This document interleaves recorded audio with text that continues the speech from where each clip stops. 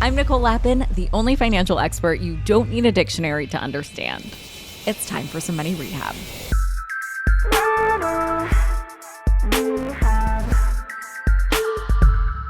A few weeks ago, I had one of my favorite financial advisors, Josh Brown, on the show to decode some financial jargon. But because we are mega economy nerds, we ended up talking about the macro economy, again, because mega nerds. In that chat, we briefly talked about how commercial real estate is on life support. But make no mistake, just because we briefly touched on it doesn't mean it's not a big deal. It actually is a really big deal. So to give it the proper deep dive, I called up my friend, Jeff Zell. Jeff will introduce himself in a minute, but to put it simply, he is a commercial real estate mogul. The term mogul gives me the ick after it's been overused for years and years, but to be real, Jeff is a mogul. His company, Jeff Zell Partners, has a long list of commercial real estate success stories, the Association of American Medical Colleges, the Washington Post headquarters, and one of my personal favorites, Shakespeare Theater Company and Harmon Center for the Arts in D.C. We chatted about how commercial real estate got into this precarious place in the first place, what will happen next, and the surprising domino effect that it will have on regional banks. Here's our reality check on commercial real estate. Jeff Zell. Yes. Welcome to Money Rehab. Thank you. Thank you for having me. How many years have we known each other? Probably now 150? Yeah, it's so much so that I know more about you than probably your parents. It's dangerous. It is dangerous. We've known each other for, I think, 20 years at this point. I've never had you on any of the shows. You are such a big real estate deal, but you rarely do interviews. So thank you for doing this one. Yeah, this is the first one I've done probably in 20 years. So there you go. I've been asked numerous times. And I finally wore you down.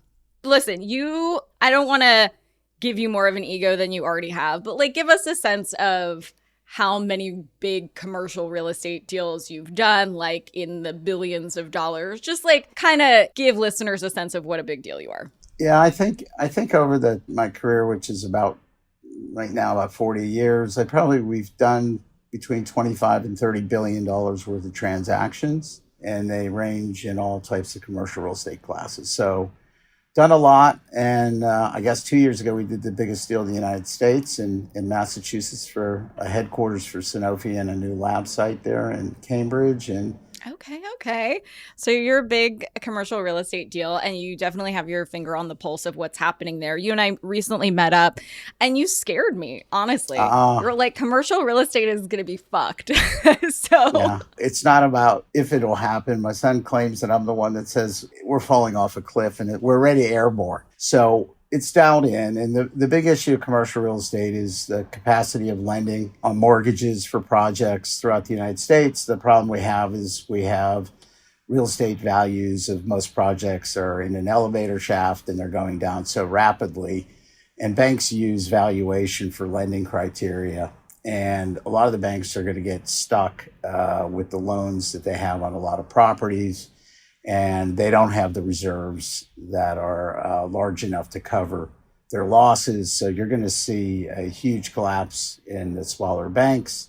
The bigger banks will try and absorb it. The feds will ask the bigger banks to put more reserves, which means there'll be less lending. This becomes basically a very hard problem to stop, and it won't stop probably for 3 to 5 years. Okay, so there's a lot of really scary stuff you just said. Let's back it up for a second. And how did we get into that elevator shaft? It's a confluence of recent events, right? Pandemic, interest rates. Can you explain the current landscape and how we got here? Yeah, it's the pandemic, interest rates. And the other thing is utilization of office space. The technology sector having the ability to do things without being in the office kind of fast forward us 10 to 15 years ahead. So what people were using typical offices for aren't required anymore, or at least to the extent that they used to be. And a lot of the work can be done from home.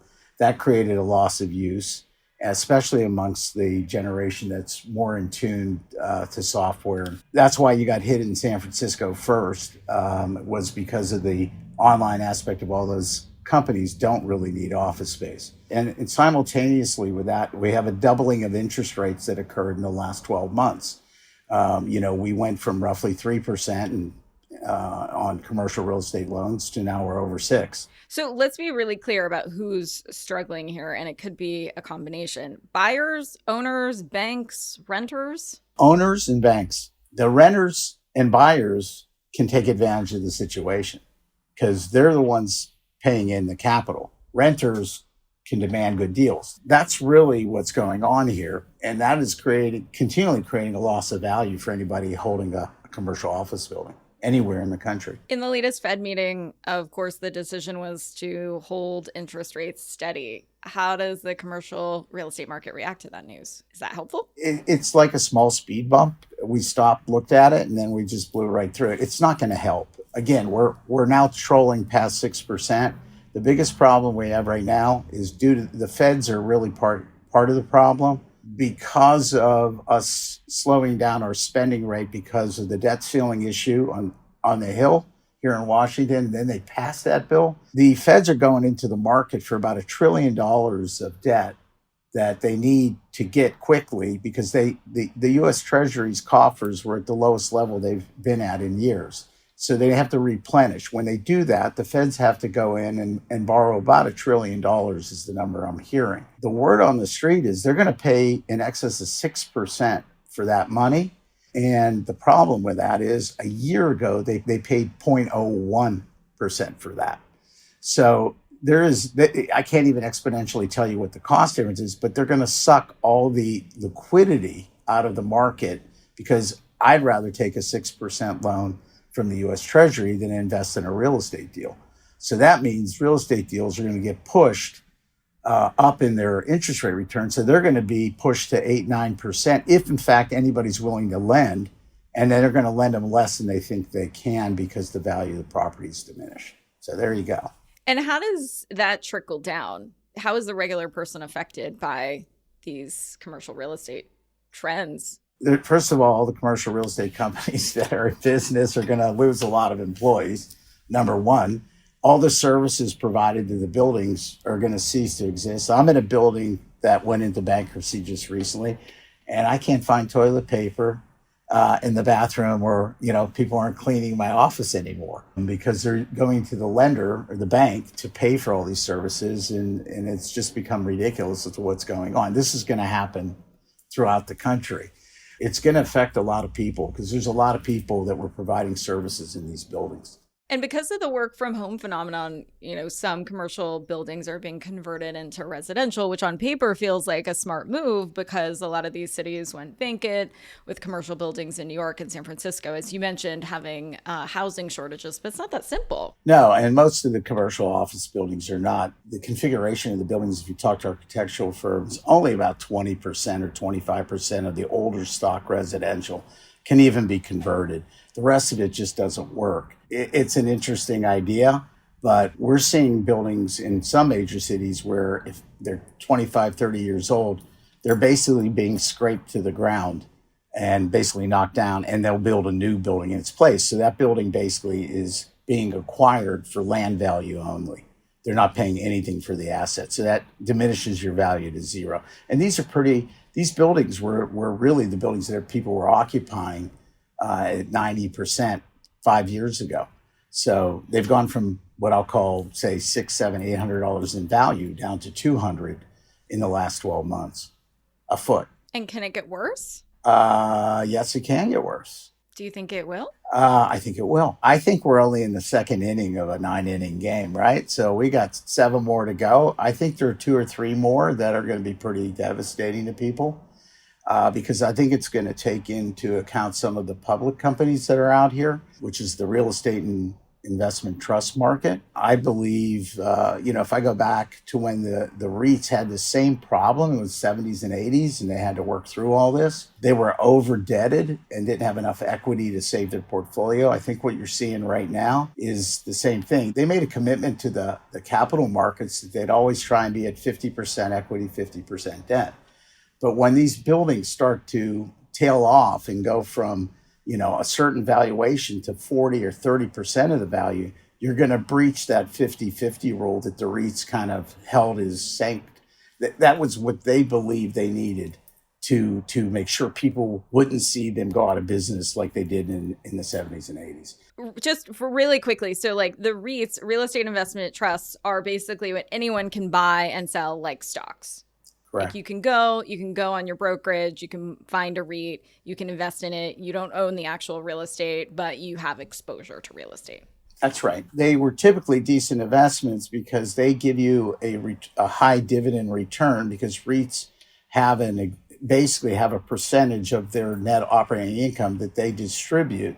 And it's based on the quality of the asset, but it's kind of like a bank stock where you lend out money and you have residual value, and there's a payout value. So a lot of them try to be the better ones, are in the 4 or 5%. But what's happening is their stock is trading down. They're having to pay higher returns to get people to stay in. But again, that's the elevator. The more you pay out when you're collecting less, at some point you run out of cash to pay.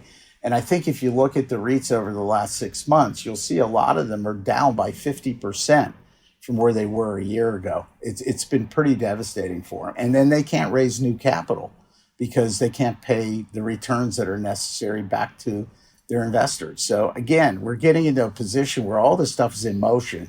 And it's just, it's quite interesting how nobody's kind of woken up to the falling crash that's already underway. It's just amazing. I find it interesting. Well, that's why we're doing this right now. Right. What's going to happen in the next 30 days? Somebody's going to wake up and they're going to see the stock market and all this stuff go into the seats. And, there'll be then a buying opportunity. For people who have money, maybe, but okay. Yes, for people that have money.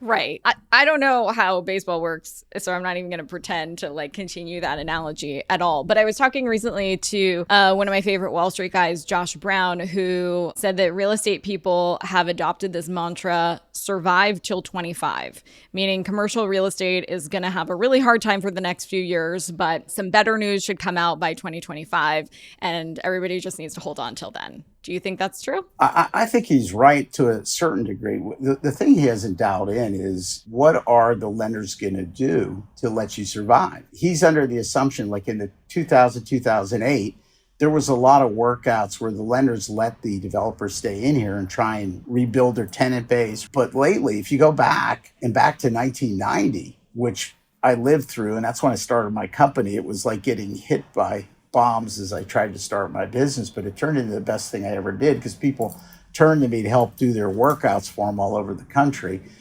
But what's going to happen, that's when the RTC came back. And I think there's going to have to be a government intervention like that, because there's a $1.7 trillion worth of loans coming in between now and Josh's date. That is a ton, and I'll call it a shit ton, of problems that are heading our way. That's a lot of money. And now we have the Fed that jumped ahead of the CR commercial real estate people by they drew on $1 trillion ahead of us. And now the government's going to come back and force the banks to put in 10 or 20% more reserves against their losses. All that says is we're shutting down the whole pipeline of how we save this stuff. So the question is, will they let you survive to 25, or are you going to be put in a grave and told to just see you later? We're just going to take and the people that sell first and liquidate early, lenders, are the ones that get the most money. The people that get creamed are the ones that say, well, it's going to come back in a year. Those guys usually get hit worse than the guys that go out early. So I think you're going to see a lot of banks aggressively try and liquidate as fast as they can their bad loans, which they're going to have a ton of. And so surviving the 25, let's say the developers, now they're going to die, lots of them. The banks, the guys that go early may have a chance. The guys that wait are going to just get rolled. So there's a timing effect as to who gets hit, but and who owns the building. Most of the developer equity is gone in a lot of the office product as we see it today. So I think it's a place where you don't want to actually invest money for a while, because as I said, we're in the second inning of a game which has 9 innings. So we're at the beginning, and I think we're going to see a lot more pain. So let's clarify that, because I think it's an important point. The reserves for losses, that takes out money from lending elsewhere. That's right. So There's quantitative easing. That's when you and I met back around the last recession, Right. which was where rates went to zero. There's like easy money. And then the opposite of that is quantitative tightening, Yeah. right? Right. So when that happens, the Fed borrowing lessens borrowing by others. So that is a huge trickle down. Right. Absolutely. Can you talk me through that? The background goes back to what I kind of mentioned earlier is the federal government has basically emptied their reserve coffers while we were debating the debt ceiling. We had almost hit the debt ceiling. So they were taking all the cash reserves that they had on the Hill, and they were paying them out slowly so that they didn't hit that debt limit. Once the bill got signed, our reserves were at the lowest level for years, as I was saying before. And so what's happening now is the Fed's got to go into the market and borrow about $1 trillion to restoke those coffers.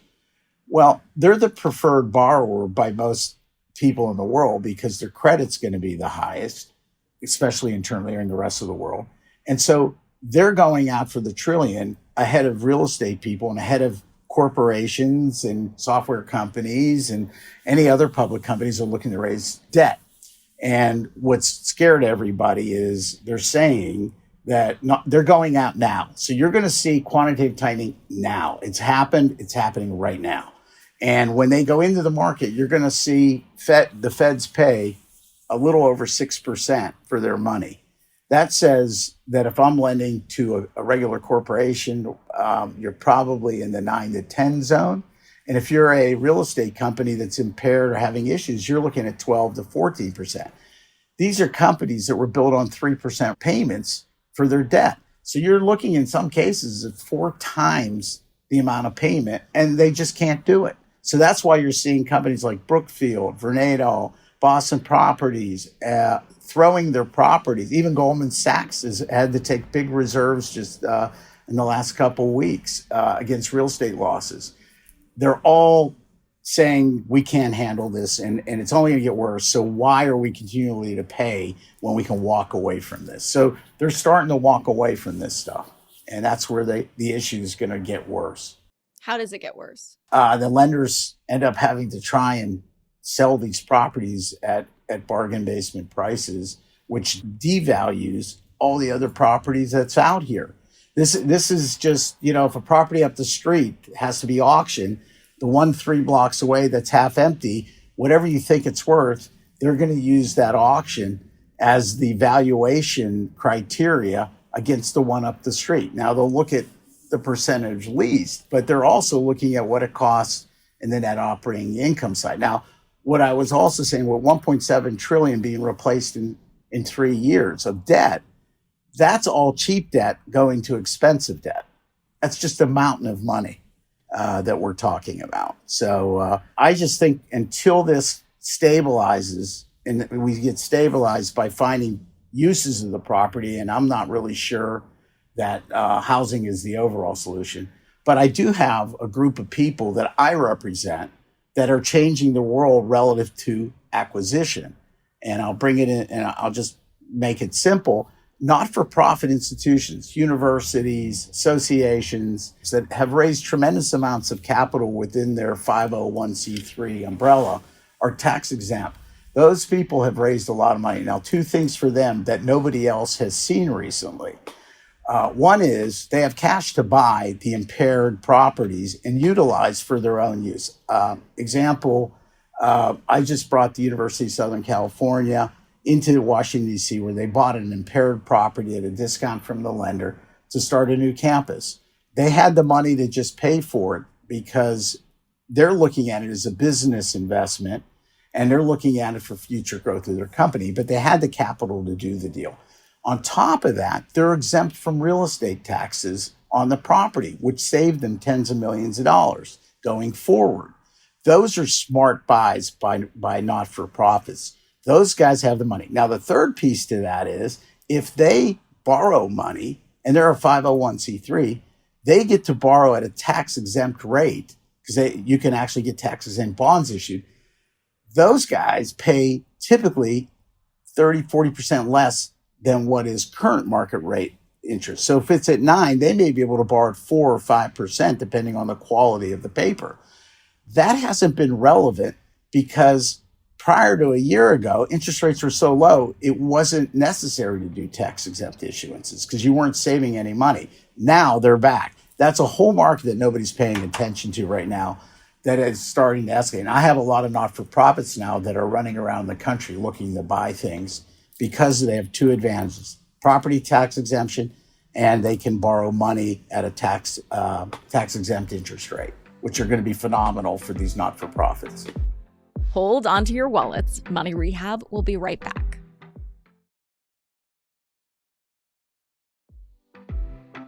And now for some more Money Rehab. How bad are we talking about here? Like, is this a 2008 situation, but instead of residential real estate, we're talking commercial real estate? Let's talk commercial at first, okay? I think it's like 1990, which is a very long time ago for you. You'll have to look it up because you probably didn't live through it. But that... No, I did. I was 6. Yeah, there you go. So the Resolution Trust and how the government dealt with it. But remember something. When you look at the overall economy, commercial real estate is a hard asset. And the overall financial aspect of this country has grown exponentially on less than hard assets of real estate. So real estate is a smaller proportionate share of the overall economy as we see it today. Well, that sector will go down and will take potentially some of the banking sector with it, but I don't think it's anywhere near big enough to collapse the entire system. So it's going to be isolated because it's a lot smaller than the whole that we have, but it is going to be painful for people to borrow money, and it's going to cause us some concern for people that are debt driven, where they have to have money from loans to succeed in their business. Now, residential is a whole different world. Residential is kind of the best part of the world here. It's kind of interesting. When you invest in residential real estate, I'm talking buying a townhouse, buying a condominium, buying a single family house. As a consumer like yourself or like me, it's one of the few investments where you can borrow money that has a federal government backed security that lessens your interest rate. So when people talk about mortgages, and mortgages now say are 6%, let's just say for a moment, commercial loans are more than that. So the advantage goes to small borrowers if you can get a traditional loan, because you're getting a federally backed loan and you're just an individual. Where if you're a business, that's a whole different story. You're not going to get that type of money. So if you want to invest money in real estate, single family houses are still, I think, the best investment for people that want to get into the real estate market. And because interest rates are moving so high, people that have to sell because they can't afford to hang on, they have a loan coming due and they can't afford to refinance, those are the opportunities. You're going to pay a little more cash, but the price will go down and you'll get a good return for people wanting that. And there'll be renters. There's going to be a lot more renters entering the market than owners going forward. So that's a good thing. Yeah, I mean, look, it's a whole different ball of wax, but I'm glad it's not as doomsday as '08, even though you are saying it is pretty doomsday.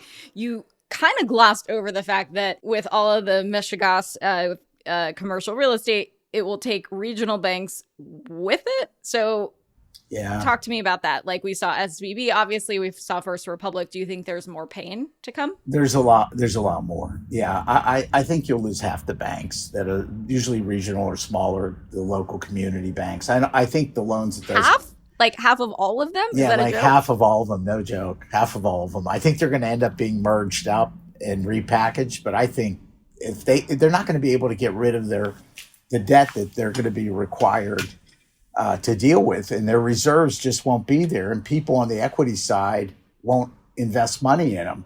If you recall, I mean, when those banks failed, remember the depositors got their money back, but the people that invested in the banks got nothing. So I think people are looking very carefully at what smaller banks, community and regionals, what reserves they have, how exposed they are in this commercial real estate market. And I'm telling you, most of them are sitting on a pile of commercial real estate loans, a pile of them. So that's part of an issue that we're going to have to deal with. But the bigger banks, I mean, even the Fed, when we saw the failures recently, there was a host of 4 or 5 of the large banks that banded together to say that they would pick up and deal with the banks that had gone down. I think you're going to see the Fed pushing the larger banks to try and help the smaller banks to stay in business by taking some of the loans off their books. But they're going to have to get paid for it. And I think the Feds are going to have to work out a deal where they're going to have to provide some of that equity to those banks to help them buy those loans down. So I think that's what you're going to see. And that's what happened in 1990. So would you go as far as saying, don't put your money in regional banks? Yeah, I wouldn't buy their stocks. I think every day you wake up looking to see who's going to go next. There's been a calm before the storm right now. Ever since the first wave came in, it's been kind of quiet. But I think as we head towards the middle of summer, you're going to see a lot more defaults on commercial real estate loans by developers. And I think the lenders are going to start taking inventory at a rate that it's just going to be the floodgates. I said, I think that everybody's already fallen off the cliff. They just haven't hit the ground yet. I think we're in suspended animation for the moment, but there's a ton of buildings going down and the banks are going to go with them. And then how does that hurt the individual investor? Well, if you own shares in the banks, you're done. You're not going to get your money back. Individual investors, people that were living off the commercial real estate business are going to have to find new jobs. I mean, I think there's way too many commercial office brokers. I think you're looking at providing services to office buildings, engineering services, oversight service, cleaning. All those people are going to take a hit. And then we're going to have to figure out what to do with the properties. I was just going to say, there's a lot of buildings in a lot of places. That's a lot of space. What happens to that? We're going to have to come up with some ideas. We're still cycling through dealing with regional malls and turning into housing communities, rezoning and planning. I think the zoning areas are going to have to be a little more forgiving. In other words, what was zoned office, if somebody wants to do residential or reconvert it, they're going to have to allow them. So I think in the municipalities, this is another piece that you got to look at. If all these buildings go down, the property taxes are based on valuation to these cities that help pay for roads, schools, running of the cities, fire department. That number is going to start to fall very quickly as well. And so a lot of the major cities are going to have a hard time paying their bills for services of these cities because the values are going to diminish, say, by 50% across the board. The only thing that's holding them up is the residential world is not falling. So it's slightly just backtracking. They're healthy adjustments, 15, 20% in value. That's good. And those will come back. And the supply of housing over the last 5 years has been a shortage. So it wasn't overbuilt. And there's a whole new investment category is there are now single family rental communities. And those are being owned by Blackstone and others that are Brookfield that are buying them as communities, as investments, because they look at people renting houses as a good thing. Remember, there's the advantage of renting versus owning. For a lot of people, the depreciation, the tax deductions afforded to a rental community, the owners, gets passed on to the renter. There are some interest expense and other property taxes can be deducted by the owned properties, but there's much more value to be given to the renters by the owners in a rental community. So I think we're good on the residential side, and I think people with money can make money in it. The commercial real estate sector, both the office and some impaired retail areas, I just think you need to take a step back and watch it and not get involved. I think if you're not in it, you're a lucky person. What do you think about what Elon Musk is doing in San Francisco and just not paying rent? Yeah, nice guy, not paying rent. Wow, that's completely nuts. I mean, come on. He has a contract. They signed a lease. They should pay their rent. There is absolutely no reason why he can justify not paying rent. As a negotiation tactic? That could be. But at the end of the day, there's a potential that if he doesn't fulfill his contract, that he's going to be liable. If it gets lost, the building gets lost to the lender, the developers are going to have a claim against Elon Musk for putting him in that position. I don't think he gets out of this unscathed. I think this is a dangerous thing that he's done. Because if he gets away with it, just think about this. Everybody could say, I'm just not going to pay rent. That's a bad idea. You have a contract. You gotta abide by it. If you want to renegotiate it. But to hold back payment is a bad idea. Because these deals are credit deals. His deal was a credit deal. It was done pre him acquiring the company. But the prior group signed on to it as a corporate obligation that gets transferred. That money's owed. So unless he bankrupts his entire company, unless he bankrupts debtor and takes it into Chapter 11, you can't shed the lease. He's got to comply. And by the way, he's not going to find anybody to sublease the space. That's the problem. There's nobody to offload this. Again, I started my business in the middle of this train wreck in 1990, and it took 5-6 years to get out of it. So I think Josh is right. Survived to 2025, but I don't know who's surviving. I just don't. There are categories of people in this mess, and yeah, some will, but the developers, no way. They just don't have enough equity to survive to 25. They're just not. They have nothing to contribute to future running of the property. But you will. Oh, I love it. They call me to figure out how to undo these messes. They're a lot of fun. Oh, no, I love it. It's my favorite part of the business. It's how I started, and it's crazy that as I reach the twilight aspect of my career, although I'm going nowhere, it's fun to see it again. I'm excited. I just think it's going to be amazing. I think there's going to be a lot of money made if you know what you're doing. The problem is, for 30 or 40 years, nobody was schooled on how to deal with pragmatic real estate problems as they occur. The business was a finance deal. It was money in, money out, trade properties, trade interest, trade this and that.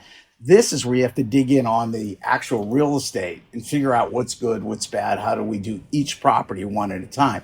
And there's not a lot of people around left in the United States that know how to do this. This is not a corporate issue. This is a localized, what do we do to save this property? And so I love this part of it. It's my favorite. Your moment. Yeah, it is. It's your big moment. You've been working your whole life for this moment. Yeah, it's a redo. When I first started, I didn't have the money to do this. Now I have the money to do this. So it's good. It's all good. I get to see it again. We end all episodes by giving listeners a tip they can take straight to the bank. What's one piece of advice to people who have a commercial lease or have commercial space for their business? Yeah, I think the best opportunity they have, and that's a great question, Nicole, because we're seeing that every day. I'm getting that phone call. But the issue of moving or re-upping the lease, there are tremendous amounts of concessions you can get from the developer/lender, because the lender's got to agree to it. You can lower your rent, tenant improvement dollars, you can get free rent. There's a lot of things you can get,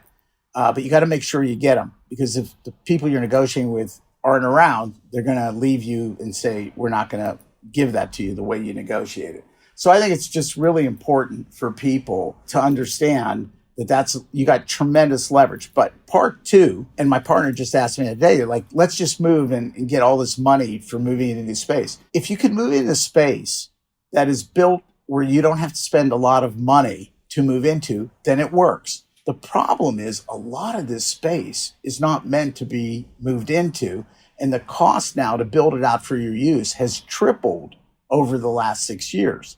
So whatever money you're going to get, you're going to end up giving it to a construction company on the rebuild. It doesn't work unless you find space you can actually move into.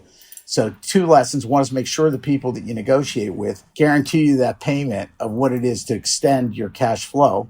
And number 2 is make sure you understand if you're going to move, it's going to cost you a lot of money to move.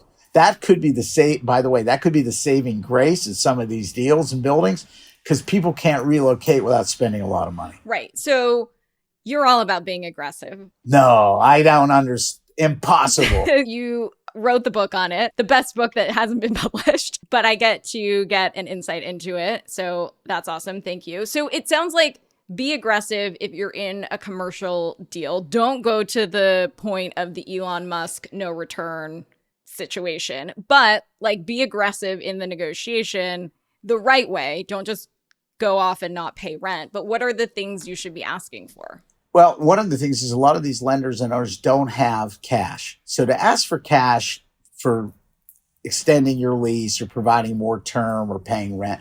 So you got two elements. The best thing is free rent. They can do free rent because that's just a rent holiday in the future. So if you sign on for 3 years, they give you 6 months more free rent and you spread it. Then you don't have to worry about getting paid. They don't worry about having to give you the money because they're just not getting it in rent. Or I'm doing a deal now where the free rent is extended over 6 years. I think we're paying 37.5 or 40% of the rent for that long term. That's wild, because if you understand, that means you're paying half price for 5 years on a 10-year deal or 8-year deal. So that's where you're going to go because there is no cash. And then you have to make sure the other side, the lender, agrees that you can do that because you don't want them to reject your lease and create a problem and ask you to leave your space, because then you're going to end up paying money to have it redone. So you can be conservatively aggressive, be smart, don't go too far. As you said, you got to be able to collect what you bargained for. So that's the key, and use a professional people to do it, because a lot of people think they have it and then they don't have it when they wake up. So that's the key. Money Rehab is a production of Money News Network. I'm your host, Nicole Lappin. Money Rehab's executive producer is Morgan Lavoie. Our researcher is Emily Holmes. Do you need some money rehab? And let's be honest, we all do. So email us your money questions, moneyrehab@moneynewsnetwork.com, to potentially have your questions answered on the show, or even have a one-on-one intervention with me. And follow us on Instagram @moneynews and TikTok @moneynewsnetwork for exclusive video content. And lastly, thank you. No, seriously, thank you. Thank you for listening and for investing in yourself, which is the most important investment you can make.